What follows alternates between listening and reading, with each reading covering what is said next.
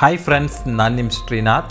ಇವತ್ತಿನ ವಿಡಿಯೋದಲ್ಲಿ ನಾನು ದಿ ಲಾಸ್ಟ್ ಬಸ್ ಅನ್ನುವ ಒಂದು ಗೋಸ್ಟ್ ಸ್ಟೋರಿಯನ್ನು ನಿಮ್ಮ ಜೊತೆ ಶೇರ್ ಮಾಡ್ಕೋತಾ ಇದ್ದೀನಿ. ಸೊ ಇಷ್ಟು ದಿನ ನಾನು ಪೋಸ್ಟ್ ಮಾಡ್ತಾ ಇದ್ದ ರಿಯಲ್ ಗೋಸ್ಟ್ ಸ್ಟೋರೀಸ್ಗೆ ನೀವು ತುಂಬ ಒಳ್ಳೆ ಸಪೋರ್ಟ್ ಕೊಟ್ಟಿದ್ದೀರಾ. Thank you so much. ಆದರೆ ಅದರಲ್ಲಿ ಕೆಲವರು ಇದು ಫೇಕ್ ಸ್ಟೋರಿ, ಬುರುಡೆ ಬಿಡ್ತಾ ಇದ್ದೀನಿ, ನಂದೇ ಕ್ರಿಯೇಟೆಡ್ ಸ್ಟೋರಿ, ಈ ಸ್ಟೋರಿ ರಿಯಲ್ಲೇ ಅಲ್ಲ, ಈ ರೀತಿ ಎಲ್ಲ ಕಮೆಂಟ್ ಹಾಕ್ತಾಯಿದ್ರಿ.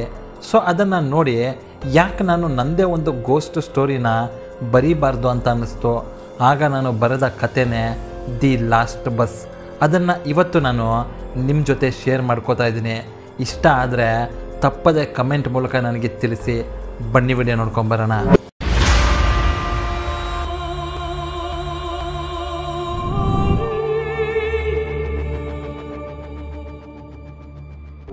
ಸೊ ಈ ಒಂದು ಗೋಸ್ಟ್ ಸ್ಟೋರಿ ನಡೆಯೋದು 1990ರ ಕಾಲಘಟ್ಟದಲ್ಲಿ.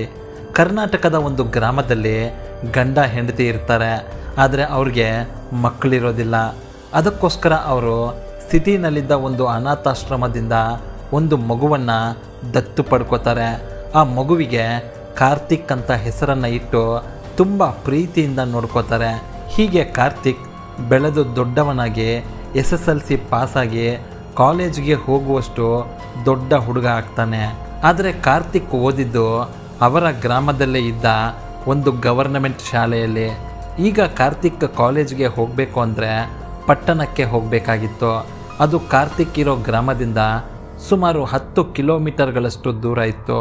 ಆದರೆ ಕಾರ್ತಿಕ್ ತಂದೆ ತಾಯಿಗೆ ಮಗನ ಎಜುಕೇಷನ್ ಮುಖ್ಯ ಅಂತ ಪಟ್ಟಣದಲ್ಲಿ ಒಂದು ಒಳ್ಳೆ ಕಾಲೇಜ್ನ ಹುಡುಕಿ ಅದರಲ್ಲಿ ಕಾರ್ತಿಕ್ನ ಅಡ್ಮಿಷನ್ ಮಾಡಿಸ್ತಾರೆ.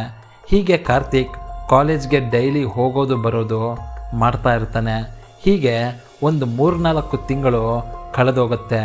ಆದರೆ ಒಂದು ದಿನ ಕಾರ್ತಿಕ್ ಕಾಲೇಜ್ಗೆ ಹೋದಾಗ ಅವನ ಸ್ನೇಹಿತರೆಲ್ಲ ಸೇರಿ ಅವನ ಜೊತೆ, ಕಾರ್ತಿಕ್ ಇವತ್ತು ನಾವೆಲ್ಲ ಸಿನಿಮಾ ನೋಡೋದಕ್ಕೆ ಹೋಗೋಣವಾ ಅಂತ ಕೇಳ್ತಾರೆ.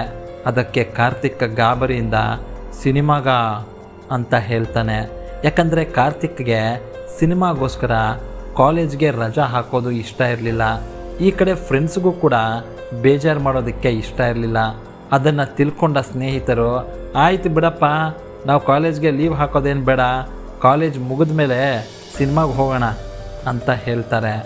ಆಗಲೂ ಕೂಡ ಕಾರ್ತಿಕ್ ಗಾಬರಿಯಿಂದನೇ ಸರಿ ಆಯಿತು ಕಣೋ ಅಂತ ಹೇಳ್ತಾನೆ. ಯಾಕಂದರೆ ಕಾರ್ತಿಕ್ ಗ್ರಾಮಕ್ಕೆ ಒಂದೇ ಒಂದು ಬಸ್ ಮಾತ್ರ ಹೋಗ್ತಾ ಇತ್ತು. ಅದನ್ನು ಮಿಸ್ ಮಾಡಿಕೊಂಡ್ರೆ ಕಾರ್ತಿಕ್ 10 ಕಿಲೋಮೀಟರ್ ನಡ್ಕೊಂಡು ಹೋಗಬೇಕಾಗಿತ್ತು. ಆದರೂ ಕಾರ್ತಿಕ್ ಒಂದು ಸಾರಿ ನಮ್ಮ ತಾಯಿನ ಕೇಳಿಬಿಟ್ಟು ಹೇಳ್ತೀನಿ ಅಂತ ಸ್ನೇಹಿತರಿಗೆ ಹೇಳ್ತಾನೆ. ಅದಕ್ಕೆ ಕಾರ್ತಿಕ್ ಸ್ನೇಹಿತರು, ಲೋ ಕಾರ್ತಿಕ್, ನೀನೇನು ಇನ್ನೂ ಚಿಕ್ಕ ಹುಡುಗನ, ನಮಗೋಸ್ಕರ ಇದೊಂದು ಸರಿ ಬಾರೋ ಅಂತ ಕೇಳ್ತಾರೆ.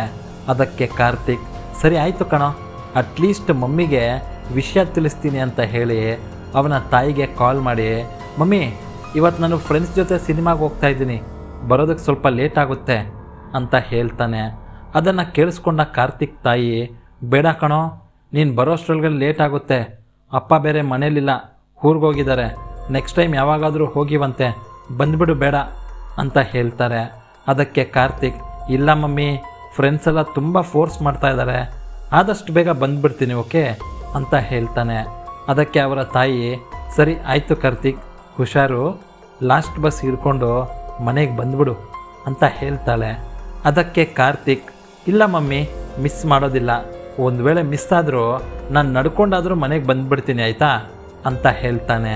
ಅದಕ್ಕೆ ಕಾರ್ತಿಕ್ ತಾಯಿ, ಲಾಸ್ಟ್ ಬಸ್ ಸಿಕ್ಕಿದ್ರೆ ಬಾ, ಇಲ್ಲಾಂದರೆ ಫ್ರೆಂಡ್ಸ್ ಮನೆಯಲ್ಲೇ ಉಳ್ಕೊಂಡು ಬೆಳಗ್ಗೆಗೆ ಬಾ, ಆದರೆ ಯಾವುದೇ ಕಾರಣಕ್ಕೂ ನಡ್ಕೊಂಡು ಮಾತ್ರ ಬರಬೇಡಪ್ಪ, ಬರೋ ದಾರಿಗಳು ಸರಿ ಇಲ್ಲ ಅಂತ ಎಚ್ಚರಿಕೆ ಕೊಡ್ತಾಳೆ. ಅದಕ್ಕೆ ಕಾರ್ತಿಕ್ ಸರಿ ಆಯಿತು ಅಂತ ಹೇಳಿ ಫೋನ್ ಕಟ್ ಮಾಡಿ ಫ್ರೆಂಡ್ಸ್ ಜೊತೆ ಸಿನಿಮಾಗೆ ಹೋಗ್ತಾನೆ. ಈ ರೀತಿ ಕಾರ್ತಿಕ್ ಫ್ರೆಂಡ್ಸ್ ಜೊತೆ ಸಿನಿಮಾ ನೋಡಿಕೊಂಡು ಅಲ್ಲೆಲ್ಲ ಸ್ವಲ್ಪ ಸುತ್ತಾಡಿಕೊಂಡು ಊಟ ಮಾಡಿ ಬಸ್ ಸ್ಟಾಪ್ಗೆ ಬರುವಷ್ಟರಲ್ಲೇ ರಾತ್ರಿ 10 ಗಂಟೆ ಆಗಿರುತ್ತೆ. ಹೀಗೆ ಕಾರ್ತಿಕ್ ಲಾಸ್ಟ್ ಬಸ್ಗೋಸ್ಕರ ಒಬ್ಬನೇ ಬಸ್ ಸ್ಟಾಪ್ನಲ್ಲಿ ಕಾಯ್ತಾ ನಿಂತಿರ್ತಾನೆ. ಸುತ್ತಮುತ್ತ ಯಾರೂ ಇರೋದಿಲ್ಲ, ಕಾರ್ತಿಕ್ ಒಬ್ಬನೇ ನಿಂತಿರ್ತಾನೆ. ಈ ರೀತಿ ಕಾರ್ತಿಕ್ ಬಸ್ ಸ್ಟಾಪ್ನಲ್ಲಿ ಬಸ್ಗಾಗಿ ಕಾಯ್ತಾ ಇರುವಾಗ ಅವನಿಗೆ ಏನೋ ಒಂದು ವಿಚಿತ್ರವಾದ ಅನುಭವ ಆಗುತ್ತೆ. ಅದೇನೆಂದರೆ ಆ ಬಸ್ ಸ್ಟಾಪ್ನಲ್ಲಿ ಇದ್ದದ್ದು ಕಾರ್ತಿಕ್ ಒಬ್ಬನೇ.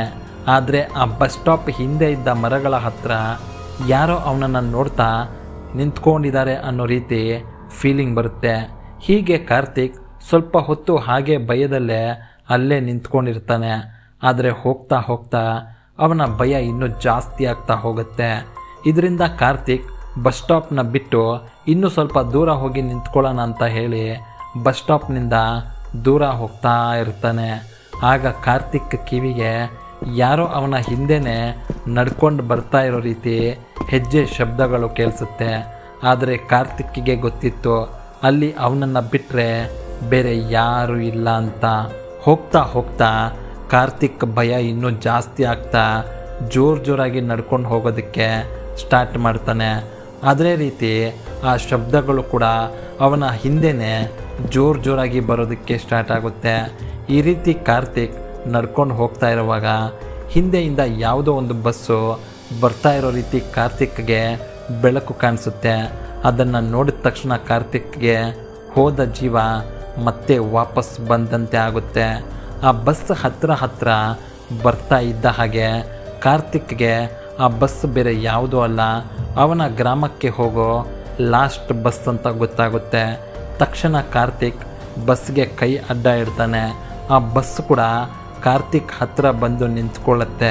ಹೀಗೆ ಕಾರ್ತಿಕ್ ಬಸ್ ಹತ್ಕೋತಾನೆ. ಬಸ್ ಹತ್ತಿದ ಮೇಲೆ ಕಾರ್ತಿಕ್ಗೆ ಇನ್ನೂ ಜಾಸ್ತಿ ಧೈರ್ಯ ಬರುತ್ತೆ. ಯಾಕಂದರೆ ಬಸ್ ತುಂಬ ಜನರು ಇರ್ತಾರೆ. ಕಾರ್ತಿಕ್ಗೆ ಕೂತ್ಕೊಳ್ಳೋದಕ್ಕೆ ಲಾಸ್ಟ್ನಲ್ಲಿ ಒಂದು ಸೀಟ್ ಬಿಟ್ಟು ಮಿಕ್ಕಿದ ಎಲ್ಲ ಸೀಟಲ್ಲೂ ಜನರು ಕೂತ್ಕೊಂಡಿರ್ತಾರೆ. ಹೀಗೆ ಕಾರ್ತಿಕ್ ಆ ಲಾಸ್ಟ್ ಬಸ್ನಲ್ಲಿದ್ದ ಕೊನೆಯ ಸೀಟ್ನಲ್ಲಿ ಕೂತ್ಕೋತಾನೆ. ಹೀಗೆ ಸ್ವಲ್ಪ ಹೊತ್ತಿನ ನಂತರ ಕಾರ್ತಿಕ್ಗೆ ಬಸ್ನಲ್ಲಿ ದುರ್ವಾಸನೆ, ಅಂದರೆ ಕೊಳ್ತೋಗಿರೋ ಶವಗಳು ಯಾವ ರೀತಿ ವಾಸನೆ ಬರುತ್ತೋ ಆ ರೀತಿ ತುಂಬ ಕೆಟ್ಟದಾಗಿರೋ ದುರ್ವಾಸನೆ ಬರೋದಕ್ಕೆ ಸ್ಟಾರ್ಟ್ ಆಗುತ್ತೆ. ಆಗ ಕಾರ್ತಿಕ್ ಇದೇನಿದು, ಬಸ್ನಲ್ಲಿ ಇಷ್ಟು ಕೆಟ್ಟದಾಗಿರೋ ವಾಸನೆ ಬರ್ತಾ ಇದೆ ಅಲ್ವಾ ಅಂತ ಆ ಕಡೆ ಈ ಕಡೆ ಎಲ್ಲ ನೋಡ್ತಾನೆ. ಆದರೆ ಬಸ್ಸಲ್ಲಿ ಎಲ್ಲ ಕ್ಲೀನಾಗಿರುತ್ತೆ. ಆಗ ಕಾರ್ತಿಕ್ ಪಕ್ಕದಲ್ಲಿ ಕೂತಿದ್ದ ಒಬ್ಬ ವ್ಯಕ್ತಿಯನ್ನು, ಸರ್ ನಿಮಗೆ ಬಸ್ನಲ್ಲಿ ಏನಾದರೂ ಕೊಳ್ತೋಗಿರೋ ಸ್ಮೆಲ್ ಬರ್ತಾ ಇದೆಯಾ ಅಂತ ಕೇಳ್ತಾನೆ. ಅದಕ್ಕೆ ಆ ವ್ಯಕ್ತಿ, ಏನಪ್ಪ ನೀನು ನಿದ್ದೆ ಮಾಡೋದಕ್ಕೂ ಬಿಡೋದಿಲ್ಲ, ಯಾವ ಸ್ಮೆಲ್ಲು ಇಲ್ಲ ಏನೂ ಇಲ್ಲ, ಸುಮ್ಮನೆ ಮಲ್ಕೊಳ್ಳಪ್ಪ ಅಂತ ಹೇಳ್ತಾನೆ. ಅದಕ್ಕೆ ಕಾರ್ತಿಕ್ ಏನೂ ಮಾತಾಡದೆ ಹಾಗೆ ಸುಮ್ಮನೆ ಬಸ್ನಲ್ಲಿ ಕೂತ್ಕೋತಾನೆ. ಹೀಗೆ ಸ್ವಲ್ಪ ಹೊತ್ತಿನ ನಂತರ ಕಾರ್ತಿಕ್ ನಿಧಾನಕ್ಕೆ ಹಾಗೆ ಬಸ್ ಸೀಟ್ನಲ್ಲೇ ನಿದ್ರೆಗೆ ಜಾರ್ತಾನೆ. ಒಂದು 15ರಿಂದ 20 ನಿಮಿಷದ ನಂತರ ಕಾರ್ತಿಕ್ಗೆ ಎಚ್ಚರವಾಗುತ್ತೆ. ಆಗ ಅವನ ಕಣ್ಣಿಗೆ ಕಂಡದ್ದನ್ನು ನೋಡಿ ಕಾರ್ತಿಕ್ ಅವನನ್ನು ಅವನೇ ನಂಬೋದಕ್ಕಾಗೋದಿಲ್ಲ. ಯಾಕಂದರೆ ಇಷ್ಟೊತ್ತು ಕಾರ್ತಿಕ್ ಪ್ರಯಾಣಿಸಿದ ಬಸ್ ಬೇರೆ ಥರನೇ ಕಾಣ್ತಾ ಇತ್ತು. ಆ ಬಸ್ ತುಂಬ ಹಳೆಯ ಬಸ್ ರೀತಿ ಕಾಣ್ತಾ ಇತ್ತು. ಅಲ್ಲಲ್ಲಿ ಸೀಟ್ಗಳು ಕಿತ್ತೋಗಿತ್ತು ಮತ್ತು ಸೀಟ್ಗಳು ಮುರಿದೋಗಿತ್ತು. ಬಸ್ ತುಕ್ಕು ಹಿಡಿದಿತ್ತು. ಅದರಲ್ಲಿ ಕೂತಿದ್ದ ಜನರೆಲ್ಲರೂ ತುಂಬ ವಿಚಿತ್ರವಾಗಿ ಕಾಣ್ತಾ ಇದ್ದರು. ಇದನ್ನೆಲ್ಲ ನೋಡಿ ಕಾರ್ತಿಕ್ಗೆ ಭಯ ಆಗುತ್ತೆ. ಆದರೆ ಕಾರ್ತಿಕ್ ಇನ್ನೇನು ಕಾರ್ತಿಕ್ ಇರುವ ಗ್ರಾಮದ ಬಸ್ ಸ್ಟಾಪ್ ಬಂದೇ ಬಿಡ್ತಲ್ವಾ, ಇಳ್ಕೊಂಡು ಬಿಡೋಣ ಅಂತ ಹೇಳಿ ಕಾರ್ತಿಕ್ ಸುಮ್ಮನೆ ಕೂತ್ಕೋತಾನೆ. ಆದರೆ ಆಶ್ಚರ್ಯವೆಂಬಂತೆ ಆ ಬಸ್ ಡ್ರೈವರ್ ಕಾರ್ತಿಕ್ ಗ್ರಾಮದ ಬಸ್ ಸ್ಟಾಪ್ನಲ್ಲಿ ಸ್ಟಾಪ್ ಮಾಡೋದಿಲ್ಲ, ಸ್ಪೀಡಾಗಿ ಮುಂದಕ್ಕೆ ಹೋಗ್ಬಿಡ್ತಾನೆ. ಆಗ ಕಾರ್ತಿಕ್ ತಕ್ಷಣ ಎದ್ದು ನಿಂತು ಬಸ್ ಡ್ರೈವರ್ನ ಕೇಳಬೇಕು ಅಂತ ಹೇಳಿ ಮುಂದಕ್ಕೆ ಹೋಗ್ತಾನೆ. ಆದರೆ ಆ ಬಸ್ನ ಓಡಿಸ್ತಾ ಇದ್ದದ್ದು ಮನುಷ್ಯ ಅಲ್ಲ, ಒಂದು ಅಸ್ಥಿ ಪಂಜರವಾಗಿತ್ತು. ಅಷ್ಟೇ ಅಲ್ಲದೆ ಬಸ್ನಲ್ಲಿ ಇದ್ದ ಕಂಡಕ್ಟರ್, ಪ್ರಯಾಣಿಕರೆಲ್ಲರೂ ಅಸ್ಥಿ ಪಂಜರಗಳಾಗಿ ಜಾಂಬಿಗಳ ರೀತಿ ಕಾಣ್ತಾ ಇದ್ದರು. ಮತ್ತು ಅವರೆಲ್ಲ ಕಾರ್ತಿಕ್ನ ಸಾಯಿಸೋದಕ್ಕೆ ಅಂತ ಅವನ ಕಡೆಗೆ ಬರ್ತಾ ಇರ್ತಾರೆ.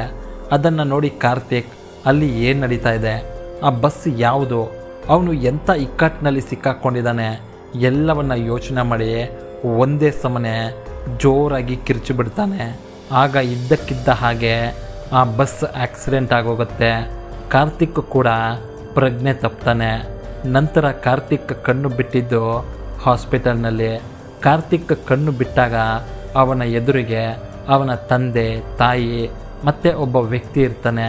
ಕಾರ್ತಿಕ್ ತಾಯಿ ಏನಾಯಿತು ಅಂತ ಕೇಳಿದಾಗ ಕಾರ್ತಿಕ್, ಮಮ್ಮಿ ನಾನು ಬಸ್ನಲ್ಲಿ ಬರ್ತಾ ಇರುವಾಗ ಆಕ್ಸಿಡೆಂಟ್ ಆಗೋಯ್ತು ಅಂತ ಮಾತ್ರ ಹೇಳ್ತಾನೆ, ಬೇರೆ ಏನನ್ನೂ ಹೇಳೋದಿಲ್ಲ. ಆಗ ಕಾರ್ತಿಕ್ ತಾಯಿ, ಇಲ್ಲ ಕಾರ್ತಿಕ್, ನೀನು ಮಾತ್ರ ರಸ್ತೆಯಲ್ಲಿ ಪ್ರಜ್ಞೆ ತಪ್ಪಿ ಬಿದ್ದಿದ್ದೆ, ತಲೆಗೆ ಪೆಟ್ಟಾಗಿತ್ತಷ್ಟೇ, ಅಲ್ಲಿ ಯಾವ ಆಕ್ಸಿಡೆಂಟ್ ಕೂಡ ನಡೆದಿಲ್ಲ. ಒಂದು ವೇಳೆ ಆಕ್ಸಿಡೆಂಟ್ ನಡೆದಿದ್ರೆ ನಿನ್ನ ಜೊತೆ ಇನ್ನೂ ಬೇರೆ ಜನ ಕೂಡ ಇರಬೇಕಾಗಿತ್ತಲ್ವಾ, ಬಸ್ ಕೂಡ ಅಲ್ಲೇ ಇರಬೇಕಾಗಿತ್ತಲ್ವಾ. ಆದರೆ ಅಲ್ಲಿ ನಿನ್ನನ್ನು ಬಿಟ್ಟರೆ ಬೇರೆ ಯಾರೂ ಇರಲಿಲ್ವಂತೆ. ನೋಡು, ಈ ಅಂಕಲ್ ಅವರೇ ನಿನ್ನನ್ನು ನೋಡಿಕೊಂಡು ಹಾಸ್ಪಿಟಲ್ಗೆ ಸೇರಿಸಿದ್ದು ಅಂತ ಹೇಳ್ತಾಳೆ. ಅದಕ್ಕೆ ಕಾರ್ತಿಕ್, ಇಲ್ಲ ಮಮ್ಮಿ, ನಾನು ಗ್ಯಾರಂಟಿ ಬಸ್ನಲ್ಲೇ ಬಂದಿದ್ದು, ಆ ಬಸ್ ಆಕ್ಸಿಡೆಂಟ್ ಕೂಡ ಆಯಿತು, ನನಗೇನು ಅಷ್ಟು ಮಾತ್ರ ಗೊತ್ತಾಗೋದಿಲ್ವಾ ಅಂತ ವಾದ ಮಾಡ್ತಾನೆ. ಆಗ ಕಾರ್ತಿಕ್ ಬಳಿ ಇದ್ದ ಆ ವ್ಯಕ್ತಿ, ಕಾರ್ತಿಕ್ ಸಮಾಧಾನ ಮಾಡ್ಕೊ, ನಿನ್ನ ತಲೆಗೆ ಏಟು ಬಿದ್ದಿರೋದು ನಿಜ, ನಿನ್ನ ಪ್ರಜ್ಞೆ ತಪ್ಪಿದ್ದು ನಿಜ, ಅಲ್ಲಿ ಆಕ್ಸಿಡೆಂಟ್ ನಡೆದಿರೋದು ಕೂಡ ನಿಜ. ಆದರೆ ಆ ಆಕ್ಸಿಡೆಂಟ್ ನಡೆದಿದ್ದು ಈಗಲ್ಲ, 18 ವರ್ಷಗಳ ಹಿಂದೆ ಅಂತ ಹೇಳ್ತಾನೆ. ಅದನ್ನು ಕೇಳಿಸ್ಕೊಂಡು ಕಾರ್ತಿಕ್ ಆಶ್ಚರ್ಯದಿಂದ, ಏನು ಅಂತ ಕೇಳ್ತಾನೆ. ಅದಕ್ಕೆ ಆ ವ್ಯಕ್ತಿ, ಹೌದು ಕಾರ್ತಿಕ್, 18 ವರ್ಷಗಳ ಹಿಂದೆ ನೀನು ಯಾವ ಜಾಗದಲ್ಲಿ ಪ್ರಜ್ಞೆ ತಪ್ಪಿ ಬಿದ್ದಿದೆಯೋ ಅದೇ ಜಾಗದಲ್ಲಿ ಒಂದು ಬಸ್ ಆಕ್ಸಿಡೆಂಟ್ ಆಗಿತ್ತು. ಪೆಟ್ರೋಲ್ ಟ್ಯಾಂಕ್ ಲೀಕಾಗಿ ಬೆಂಕಿ ಹತ್ಕೊಂಡು ಬಸ್ನಲ್ಲಿದ್ದ ಅಷ್ಟೂ ಜನ ಸತ್ತೋದ್ರು. ಆದರೆ ಹೇಗೋ ಗೊತ್ತಿಲ್ಲ, ಅದರಲ್ಲಿ ಒಂದು ಚಿಕ್ಕ ಮಗು ಮಾತ್ರ ಬದುಕುಳಿತು. ಆ ಮಗುನ ಪೊಲೀಸವರು ಒಂದು ಆಶ್ರಮಕ್ಕೆ ಸೇರಿಸಿದ್ರು. ಆನಂತರ ಏನಾಯಿತು ಅಂತ ಗೊತ್ತಿಲ್ಲ. ಆದರೆ ಆಗಾಗ ಆಕ್ಸಿಡೆಂಟ್ ಆದ ಆ ಜಾಗದಲ್ಲಿ ತುಂಬ ಜನರಿಗೆ ತುಂಬ ವಿಚಿತ್ರವಾದ ಅನುಭವಗಳು ಆಗಿದೆಯಂತೆ ಅಂತ ಹೇಳ್ತಾರೆ. ಆಗ ಕಾರ್ತಿಕ್ ತಾಯಿಗೆ ಗೊತ್ತಾಗುತ್ತೆ, ಅವರು ದತ್ತು ಪಡ್ಕೊಂಡ ಆ ಮಗು ಬೇರೆ ಯಾವುದೂ ಅಲ್ಲ, ಆಕ್ಸಿಡೆಂಟ್ನಲ್ಲಿ ಬದುಕುಳಿದ ಅದೇ ಮಗು ಅಂತ. ಆದರೆ ಈ ವಿಷಯನ ಅವರ ತಾಯಿ ಕಾರ್ತಿಕ್ಗೆ ಹೇಳೋದಿಲ್ಲ, ಸೀಕ್ರೆಟಾಗಿ ಇಡ್ತಾರೆ.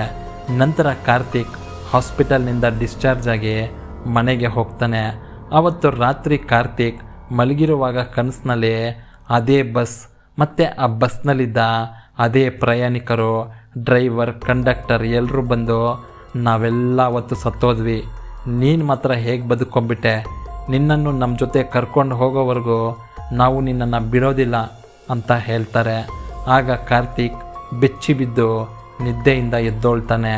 ನಂತರ ಕಾರ್ತಿಕ್ ತಾಯಿ ಕಾರ್ತಿಕ್ಗೆ ತಾಯ್ತ ಕಟ್ಟಿಸಿ ದೇವಸ್ಥಾನಗಳಿಗೆ ಕರ್ಕೊಂಡು ಹೋಗ್ತಾರೆ. ಇದಾದ ನಂತರ ಕಾರ್ತಿಕ್ಗೆ ಅದೇ ರೀತಿ ಡೈಲಿ ಕನಸಿನಲ್ಲಿ ಬಂದು ಕಾಟ ಕೊಡೋದಕ್ಕೆ ಶುರು ಮಾಡ್ತಾರೆ. ಇದರಿಂದ ಕಾರ್ತಿಕ್ ಜೀವನದಲ್ಲಿ ತುಂಬ ನೊಂದು ಹೋಗ್ತಾನೆ, ನೆಮ್ಮದಿಯೇ ಇಲ್ಲದಂತೆ ಆಗುತ್ತೆ. ಸೊ ಫ್ರೆಂಡ್ಸ್, ಇದು ಇವತ್ತಿನ ಇಂಟ್ರೆಸ್ಟಿಂಗ್ ಹಾರರ್ ಸ್ಟೋರಿಯಾಗಿತ್ತು. ನಿಮಗೇನಾದರೂ ಈ ವಿಡಿಯೋ ಇಷ್ಟ ಆಗಿದ್ದರೆ ದಯವಿಟ್ಟು ಈ ವಿಡಿಯೋನ ತಮ್ಮ ವಾಟ್ಸಪ್ ಗ್ರೂಪ್ನಲ್ಲಿ ಶೇರ್ ಮಾಡಿ. ಮತ್ತೊಂದು ಇಂಟ್ರೆಸ್ಟಿಂಗ್ ಮತ್ತು ಮಿಸ್ಟೀರಿಯಸ್ ಹಾರರ್ ಸ್ಟೋರಿಯೊಂದಿಗೆ ನಿಮ್ಮನ್ನು ಮುಂದಿನ ವಿಡಿಯೋದಲ್ಲಿ ಭೇಟಿ ಮಾಡ್ತೀನಿ. ವಿಡಿಯೋ ನೋಡಿದ್ದಕ್ಕೆ ಧನ್ಯವಾದಗಳು.